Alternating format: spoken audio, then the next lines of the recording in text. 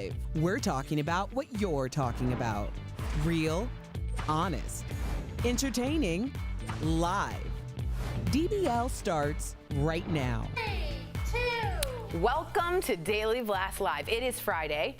It's Friday! Yes! I love when she does that. July 17th, I am Tori here with Erica. The round of applause is coming from none other than our third musketeer, Stephanie. She joins us from home. How you doing, Steph? I'm really good. I'm good. How are you both? You both good? It's Friday. The weekend is here. Yeah, well, you came in high energy. Let's do this. Let's do this. Let's go. All right. We do start with changing gears here a little bit. Some sad news. We want to give you what's going on in the news of what we know so far. Reality show star Tamar Braxton was rushed to the Los Angeles hospital following a reported suicide attempt. So Tamar's boyfriend, David Adefeso, reportedly found her unresponsive at the hotel they were staying in and said she may have overdosed after drinking and taking prescription pills. So at the time of our taping today, Tamar is reportedly stable, but she is still unconscious. Tamar's new show, Get Your Life, is set to premiere on WeTV at the end of the month. It's the same network that aired the hit series Braxton Family Values, which I would always watch. As we get to talking, I just simply want to put up this hotline so that if any of our DBL Nation is feeling the pressure, anxiety, we got you. Here are some things. Just take a screenshot if you need to and send to anyone you know feeling this. This is crazy, right, Erica? This was shocking. I mean, this really hit me. I think when we see people in media, we say representation is important because it's important that we see ourselves in some capacity in some way. And I feel like someone like Tamar, I really relate to. She's a very, she says what she means and she means what she says, but she tries not to say it mean, which is the exact quote that she used with her stylist and co-star in an interview I did with her just a few weeks ago. I think when you see someone so strong and in the limelight like Tamar, it makes you start to look within yourself. You know, like if she can get here, could I get there? And I think it's really important that we have these conversations because the truth is we are in very uncertain times and people feel like, you know, maybe they aren't in the best mental headspace and we're isolated. And I just hope that if people are feeling that way, that they take proactive measures and reach out to someone, reach out to these hotlines because we need you here. Absolutely. If this is a sign that you needed, this is a sign. And again, I'm very sad it happened, but I'm glad we're talking about it. Again, you don't normally see that talk shows just openly discussing the stigma that is around suicide. Steph, you're shaking your head. What did you feel about this? Well, obviously it's extremely sad, and I kind of chiming in on what Erica said. Tamar has this personality where she's very, you know, like sure of herself, and sometimes we see people on television or celebrities or reality stars, whoever it is, and everyone at home watching thinks, well, they've got everything, their life's together, they must be rich, they must have so many friends, they don't have any problems. Do you know what I mean? Yeah. And there's this really common misconception that just because maybe you're famous or you're doing well, that your mental health and what's going inside your heart and head is okay, and that's definitely not the case. I really feel for her. I can only imagine what her family must be going through right now. We must obviously all pray for her, but obviously also see this as, if you need help and you need to talk to someone, talking to someone isn't weakness. It's going to help you, and a problem shared is a problem halved. And obviously, like, I can't imagine what must have been going through her mind to possibly attempt to, we don't know 100% she tried to take her life, but it's not looking great. And I just hope that she has the support and the love and just the knowledge that everyone wants the best for her, and people want to talk to you and share those problems. Don't be alone. Don't be scared to talk, even though it might be frightening. You're absolutely right. It's not a weakness. It's a strength to say, I need help out of this hole and someone's going to help me and I'm going to reach out and save my life. You're absolutely right, Steph. Whew, let's take a breath here. And if you do know anyone, again, those hotlines we're going to put up real quick so you can take a quick screenshot and send if you do know anyone, and just maybe just ask how you're doing if you know anyone. Moving on here, we do have a developing story and crazy video about rapper Thee Stallion. So she was allegedly shot in the foot. In video obtained by TMZ, we're going to see here police surround a vehicle while a woman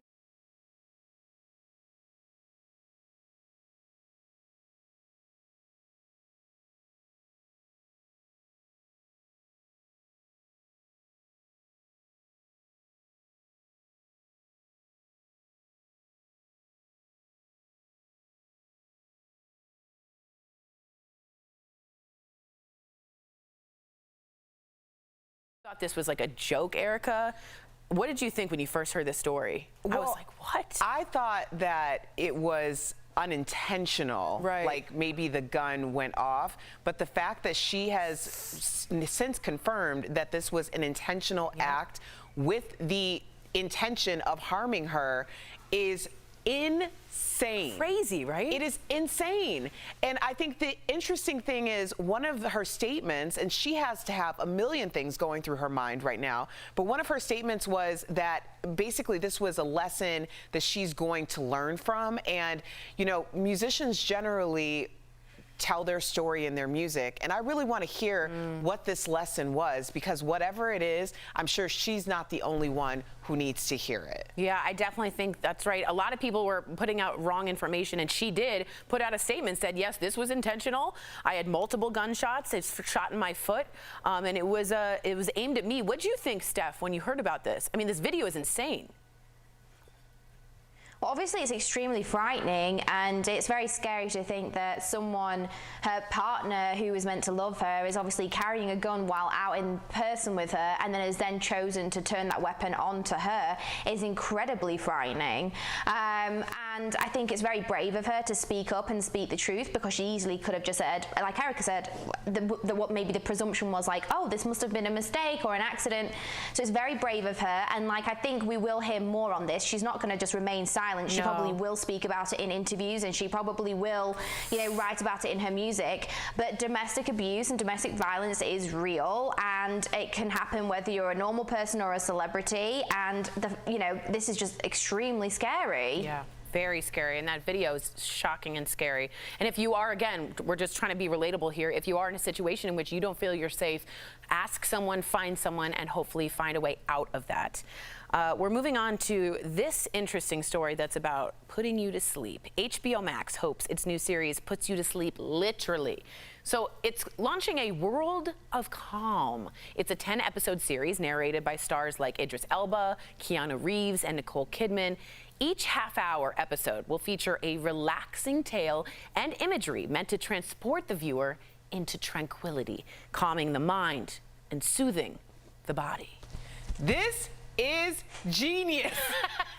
How has no one come up with this before? Like a good night story, huh? I mean, it's so obvious, but it's so brilliant. Genius. It is. I mean, how many people watch television to fall asleep? And we watch dumb things. Like, we're like, okay, so we're gonna watch like some violent television show and then expect to drift off to sleep? Hello.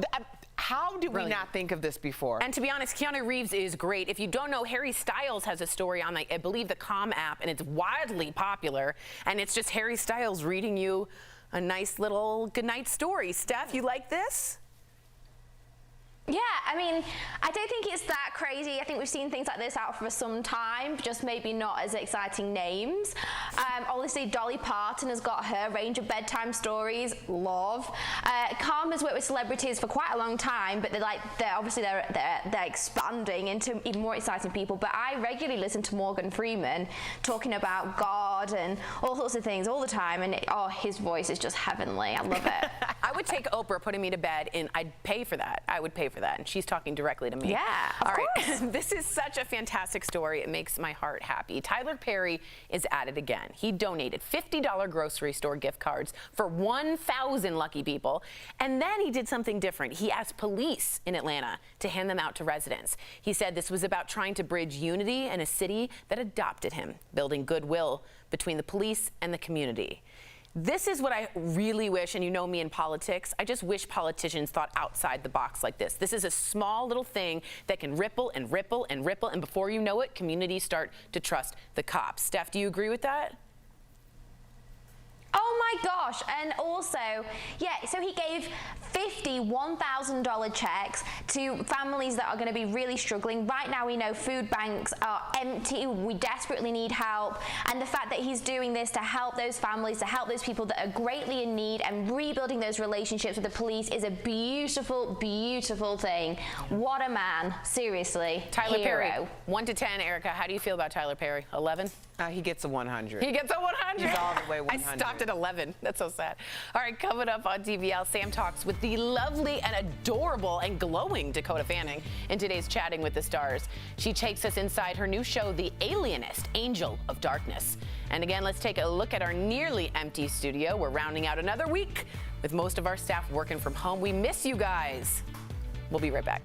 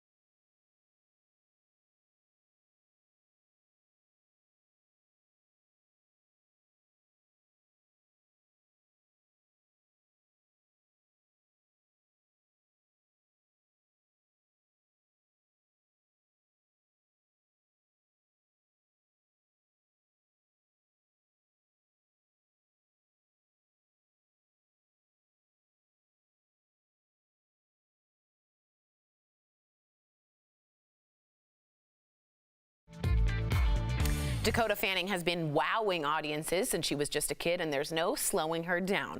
Earlier, Sam got a chance to speak with Dakota in today's So Cute Chatting with the Stars. Dakota Fanning, I'm a huge fan. Welcome to DBL. I can't wait to talk to you about the upcoming sequel to The Alienist called Angel of Darkness. But first, with Hollywood being essentially shut down, what's been keeping you busy in social isolation? The same things as everyone else, probably. I've been watching some new things on TV, some old favorites. You know, my sister's done the sort of stereotypical baking, you know, just trying to get through this and hopeful that, you know, we'll come out of it better than we were before, and finding some bright spots in the sort of strangeness. I agree. And really quickly, before we get to your incredible sequel, what is your comfort movie that you've been turning to? Tell. Almost Famous. That's a good one. Yep, Band-Aids, yeah. Right? That's a really good one. In Angel of Darkness, you are a detective, an amazing detective in the late 1900s, a time where women were still fighting for the right to vote. So how else is your character a feminist symbol of the time? We meet her in the very first season as the first woman to hold a position at the police department, which she clearly has aspirations beyond being someone's secretary. And this season, we get to see her right away having opened her own detective agency and employing other young women who she's sort of a mentor to. And, you know, she's really has struck out on her own. And at the beginning, you know, we find this case that falls into her lap, that someone who is kidnapping infants. It also gets the team back together that, you know and love from the first season, Dr. Chrysler, and played by Daniel Bruhl and Luke Evans, John Moore. It was wonderful to continue the story as actors and also as friends. Wow, incredible. Yeah, I mean, first of all, kidnapping infants, I have an infant at home, so scary. Number two, I know. Yep, and I love that your character will uplift and empower other women. That is so cool. So our viewers are also huge fans. Okay, so are you ready for some viewer questions? Henrietta writes, you got to work with Quentin Tarantino in Once Upon a Time in Hollywood. What surprised you the most about him as a director? And did your feet have to audition too? She writes. That's funny. I want to thank my co-stars, Leo, Margot Robbie's feet, Margaret Qualley's feet, Dakota Fanning's feet. Seriously, Quentin has separated more women from their shoes than the TSA. It's such a dream come true. It was such a dream come true, something I had imagined what it would possibly be like if I ever got the opportunity. I mean, he has such a larger-than-life personality. He's such a fan of movies and television, such a insane knowledge of film and TV history, which is kind of mind-blowing. Yeah, it was great, and I was thrilled to have my feet in a Quentin Tarantino movie. It didn't bother me at all. But they did not have to audition your feet. No, I mean, I guess maybe they were technically a part of the audition, but no, I think I got the role based on other attributes. Of course. Okay, so then The Alienist, everybody. I know you're excited. Angel of Darkness premieres on July 19th on TNT. Dakota Fanning, thank you so much for stopping by. We'll be right back.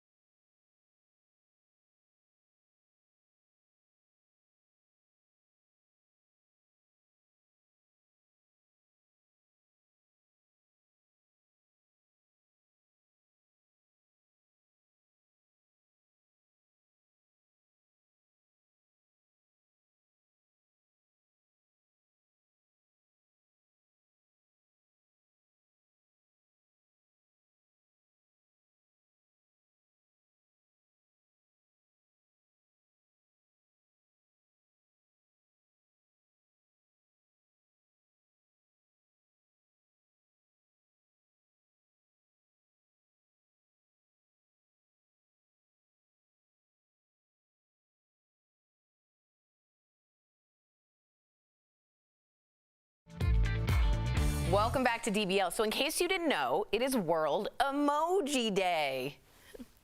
All right, well, Apple and Google haven't announced any new emojis yet. Here are a look at some of the most popular ones used on Twitter. All right, at number 3, we have this, the pleading face. It's a yellow face with large puppy dog eyes, used to represent begging or feeling touched by a nice gesture. I always thought this was a distress symbol. Girl, I'm not even gonna lie. I didn't know what it was, so I just don't use it. Yeah, I don't use that one because it's like something's gone terribly wrong. All right, moving on. The second most popular is the loudly crying face, which can be used to express controllable grief or overwhelming joy. Again, never knew if this guy was happy or sad, so I felt very distant from this emoji. Yeah, I don't utilize that one as much either. Yes. Because if it is supposed to be for grief and it's happy, It's very awkward. Yeah, that's when someone wrote, someone wrote, can you come to the funeral? And it was an email back and forth, and they wrote LOL. And she said, does that not mean lots of love? You can really mess it up. You know? You can. You can. You can. And the #1 face emoji is the face with tears of joy. You know, when something is just that funny, we end up crying. I do use this one a lot. I want to ask all of you, what sums up your 2020 so far in an emoji? We're going to start with Erica. Erica, what's your 2020 emoji? I went with a personal emoji, but I'm always going like, what? It's really fair. It's a super valid emoji. Very fair. Yeah. Stephanie Jones, I want to know, your 2020 summed up in these little emoji. What did you pick? Okay, so mine was my emoji too, and it was me like praying, like, oh, because I feel like 2020, every month there's something else, and like I was gonna be like, oh, like when something else happens, but then I was like, no, like I'm as much as I'm doing like, I'm like, oh my gosh, we need to get through this. Okay, you're gonna be sad when you see mine. The funny thing about Steph's emojis, or are they called Bitmoji? Animoji or Bitmoji? Yeah, whatever. Is when she sends them to me, I can't help but think that it looks more like her mom than like Steph. Your mom, Steph and her mom look so much alike, but I'm like, every time she sends it to me, I'm like, oh, teen. Oh, teen. Oh, man. Oh, man. I think it looks like you. I like the little flipped out hair. My emoji, Steph, was the one you didn't. My hair's not as cute, but you know. I like it. The one is the one you didn't like, which is the face palm emoji. Now, I don't know how to use Bitmoji because I have it all the way done, but my hair is bald. I can't figure out how to put hair on it. So it's just Tori with no hair. You just put Look, you don't think I'm tech savvy. I've been through the hair.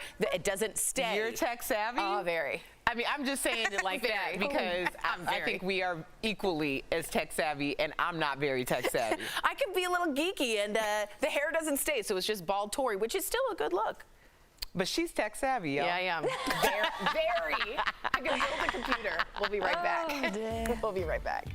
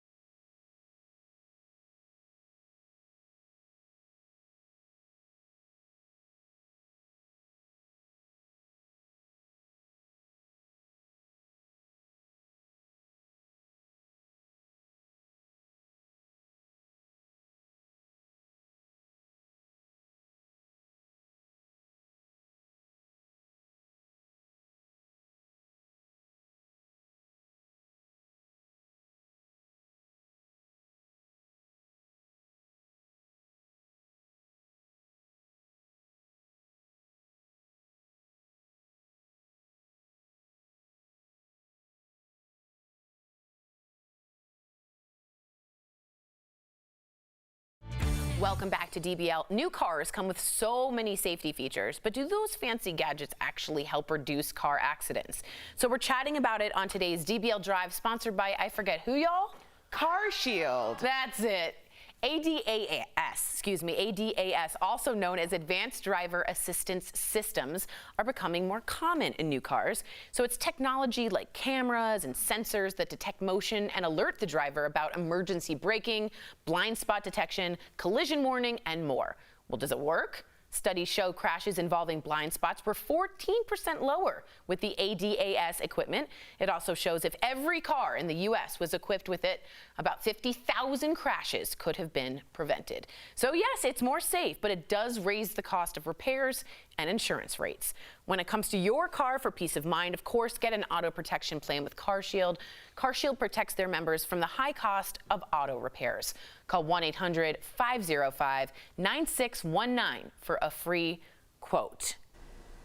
Erica has some personal experience with driving with it and then without it. I just think the rule should apply that if you drive a car with ADAS, you are not allowed to drive a car that does not have ADAS, because all of a sudden you are a lazy driver, you aren't looking for things because you know your car is going to alert you, and you become really, really lazy.